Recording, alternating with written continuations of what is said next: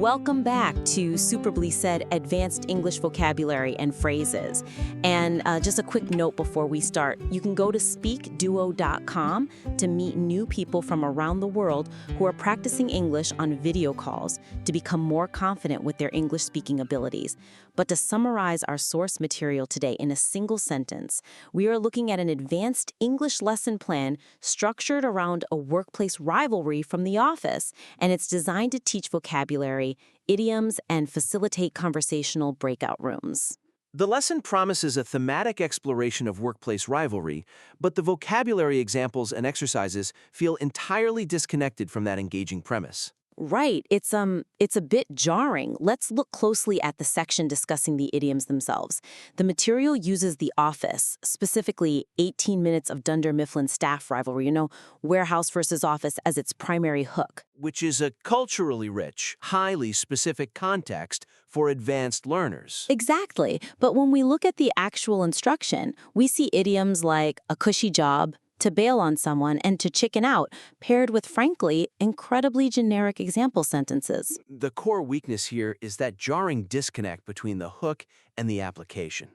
The lesson sets up this compelling, somewhat gritty workplace narrative of the blue-collar warehouse workers versus the white-collar office staff, but then abandons it completely. Yeah, like the example given for to bail on someone is just about a friend missing a study session. Right, and the example for to chicken out is about a high ropes course. The material makes a massive promise with its primary hook, but by reverting to these high school-level generic scenarios, that hook ends up feeling like a gimmick rather than a cohesive teaching tool. We overwhelming them by forcing them to simultaneously role-play Dunder Mifflin corporate hierarchy? I see what you're saying. Like, aren't generic examples about study sessions technically safer because they require less, cultural processing? That is the standard textbook philosophy, sure, but it actually fundamentally misunderstands how advanced language acquisition works. Narrative context doesn't increase cognitive load, it actually lowers it by providing an emotional anchor. Oh, interesting. When we talk about advanced English learners, people operating at a C1 or C2 level, they don't just need to know the literal dictionary definition. They already know how to say easy job or cancel plans. What they are trying to learn is the pragmatics. The subtle emotional weight. Right. Exactly. The power dynamics and the nuanced differences between similar concepts. Take a cushy job versus just an easy job. Yeah, let's break that down for the audience. What is the nuance there? An easy job is purely descriptive. It just means the tasks aren't difficult. But a cushy job implies unfair perks. It carries a subtle, often unspoken tone of envy or class resentment. You might say to a colleague, "Look at the executives upstairs with their cushy jobs, leaving at 3 p.m. while we're stuck here doing inventory." Right, you'd never say, "I have a cushy job" in an IELTS Part 2 exam if you were just describing a part-time gig you liked. You'd use it to describe a boss who gets paid way too much to do very little. Exactly. And then look at to bail on someone versus simply canceling plans. Canceling plans is neutral. I have to cancel our meeting. But bailing on someone has this inherent sense of abandoning a social obligation and leaving someone stranded, usually at the last minute. If your coworker doesn't show up for a major client presentation, you don't say they canceled. You say, "I can't believe Dave bailed on me during the pitch." Which is why the generic study session example falls flat. Precisely. And the same goes for to chicken out versus changing your mind. Changing your mind is logical. Chickening out is purely fear-based. Like, I was gonna ask my boss for a raise today, but I chickened out when I saw he was in a bad mood. So the suggestion here is to weave the specific context of the Dunder Mifflin rivalry directly into the vocabulary examples and the breakout room discussion prompts. Yes, doing this maintains engagement and actually fulfills the thematic promise made on the very first page, anchoring the vocabulary in the exact emotional state the idiom requires. Let's map out some concrete examples. Instead of that generic example for cushy job, the lesson could use a scenario directly comparing the heavy physical labor of the warehouse workers lifting boxes to the perceived cushy jobs of the upstairs sales team who, sit in air conditioning playing computer games. Building on that dynamic, for an idiom like to have someone's back, instead of framing the breakout question around the generic friendship scenario, frame it around high-stakes workplace loyalty. Oh wait, let's define that one quickly. To have someone's back versus to support someone. Good call. Supporting someone is formal and standard. Having someone's back is much more defensive. It implies protection against an attack or criticism. So in a work context, it's not just helping with a project. Right. So you could ask the learners, during a heated interdepartmental dispute between the warehouse and the sales team regarding a delayed shipment, how would you demonstrate that you have your manager's back without alienating the other department? That is a fantastic prompt. And taking that into actual test prep, like an IELTS speaking exam, the examiner isn't looking for generic friendship stories when assessing advanced fluency. No, they want complex synthesis. So you could phrase the breakout prompt as, describe a time in a corporate environment where a colleague bailed on a major project at the 11th hour and someone else had to have your back. It forces the learner to synthesize the vocabulary within the actual corporate environment the lesson advertised. It transforms the lesson from a sterile vocabulary worksheet into an immersive narrative experience. You're navigating workplace politics in a second language, which is incredibly empowering. Exactly. But immersion is incredibly fragile.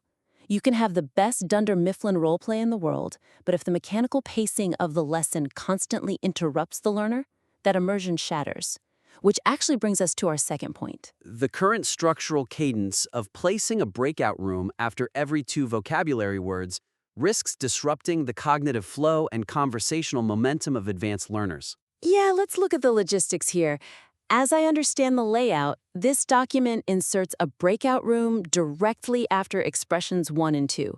Then expressions 3 and 4, breakout room. 2 idioms, transition. 2 more idioms, transition. This is perhaps the most significant mechanical issue in the document. The weakness is the relentless stop-and-start rhythm. For an advanced speaker, a 2-word breakout room is essentially a linguistic dead end. It fundamentally misjudges their conversational stamina. Think about the social mechanics of a video called breakout room. The learners enter the digital room, they say hello, establish a baseline connection, and then they're asked to discuss a prompt using just 2 words.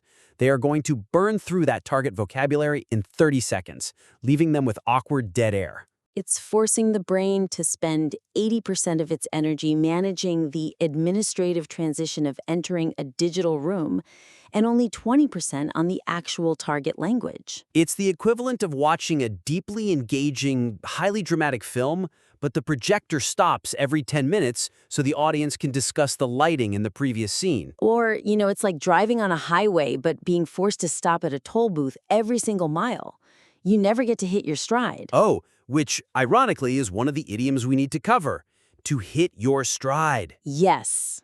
Let's do a quick nuance check on that one, and also to be in the zone, since they often get confused. Perfect. So, to hit your stride versus just getting used to something.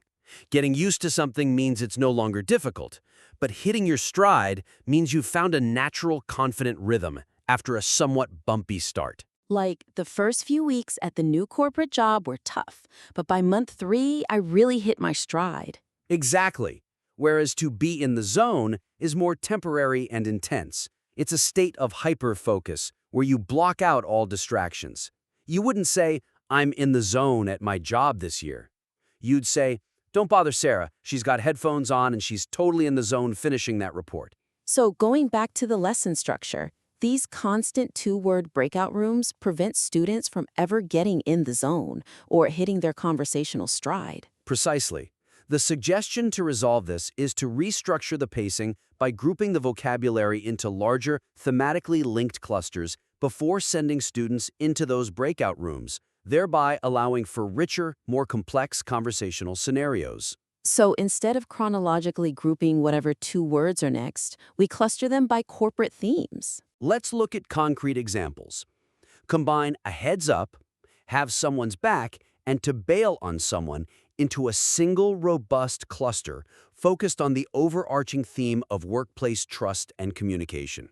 Oh, let's define a heads up really quickly for the listeners. Right. A heads up versus a formal warning. A formal warning is official and serious. A heads up is a helpful, informal advance notice. Just giving you a heads up, the boss is in a terrible mood today. So in this new clustered breakout room, instead of asking learners to recall a time someone gave them a heads up, you prompt them to role-play a complex scenario. You give them a multi-layered prompt, like, you are a warehouse manager, your lead supplier just bailed on you at the last minute, you need to give the regional manager a heads up about the delay, but you also need to assure your frightened warehouse team that you have their back. Wow, notice how much cognitive synthesis that requires? Exactly. They aren't just reciting definitions, they are managing a crisis. They have to figure out how to transition naturally from the informal warning of a heads up to the reassuring tone of having someone's back within a single train of thought. That drastically reduces transition fatigue and significantly increases the linguistic challenge. It respects their intelligence. They crave the challenge of juggling multiple phrases. But this issue of flow disruption doesn't just happen in the middle of the lesson. With the breakout rooms, it actually happens before the lesson even begins. Right, which brings us to our final critique. The upfront placement of the technical app features and grammar corrections interrupts the material's core educational hook and delays the actual language immersion. Yeah, let's trace the user experience from page 1. Before the learner ever sees the words Dunder Mifflin, they are hit with a wall of administrative information. Page 3 promotes downloading the iOS app. Page 4 advertises a 7-day free trial. And then we get to a section on personalized AI feedback, which includes a highly specific grammar correction saying, your original sentence is quite disorganized. Let me show you why we edit. And immediately following that is a detailed phonetic breakdown for the pronunciation of the conversational filler word, yeah. Looking at it from the perspective of educational psychology, the fundamental weakness here is that it front-loads mechanics at the exact moment you should be captivating the reader's imagination. When we look at theories of second language acquisition, specifically the concept of the affective filter, we know that anxiety blocks learning. Right, if you feel self-conscious, your brain literally absorbs less language. Exactly. By focusing the learner on their own potential errors right out of the gate, the material inadvertently raises that affective filter.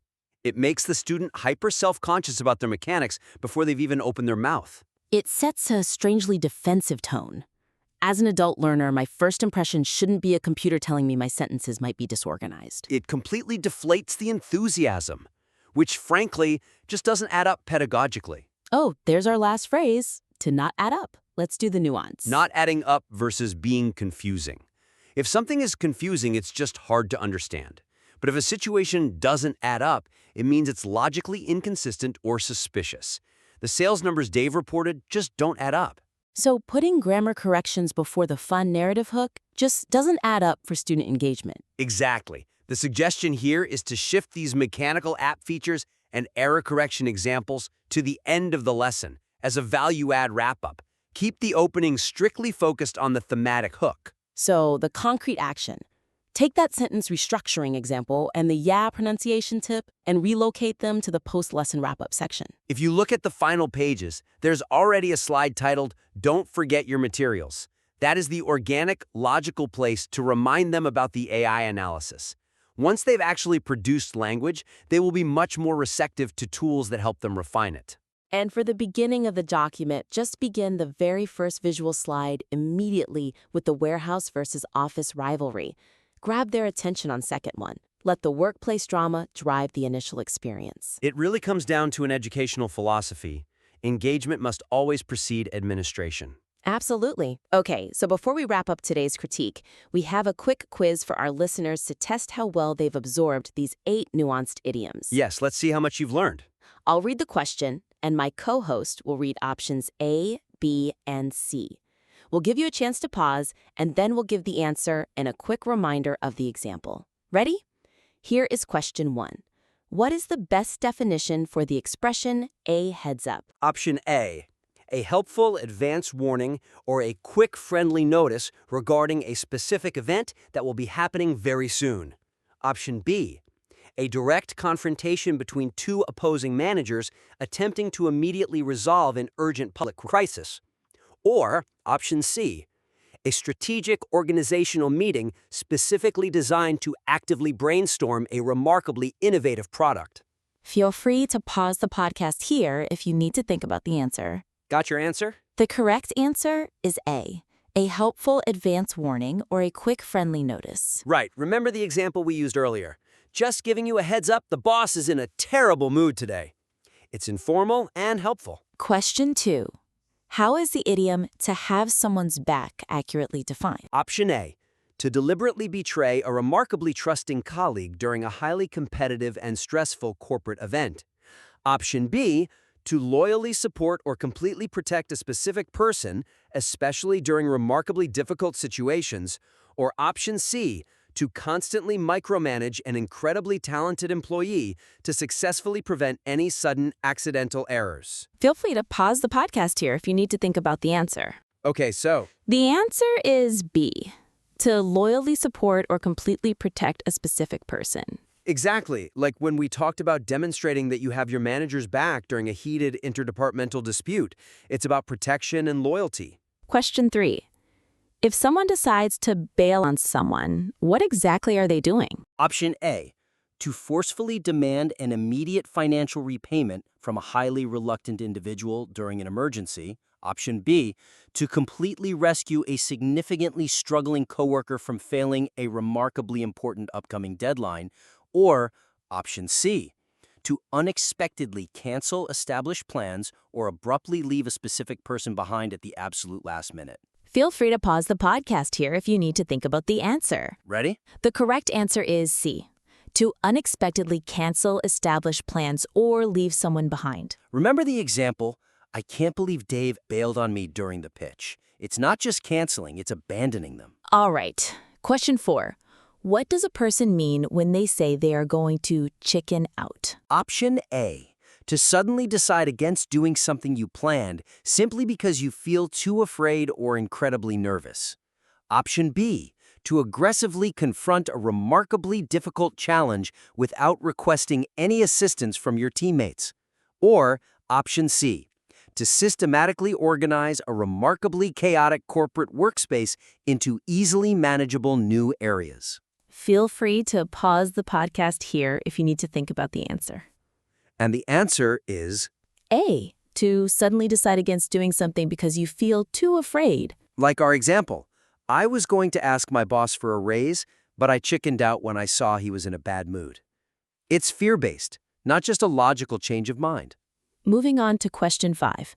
Which of the following describes what it means to have a cushy job? Option A, a highly stressful professional role that absolutely demands remarkably long hours and intense daily commitment. Option B, an incredibly easy and exceptionally comfortable employment position that usually provides fairly great benefits. Or option C, a temporary operational assignment specifically designed to aggressively test remarkably new corporate software. Feel free to pause the podcast here if you need to think about the answer. Got it? The correct answer is B.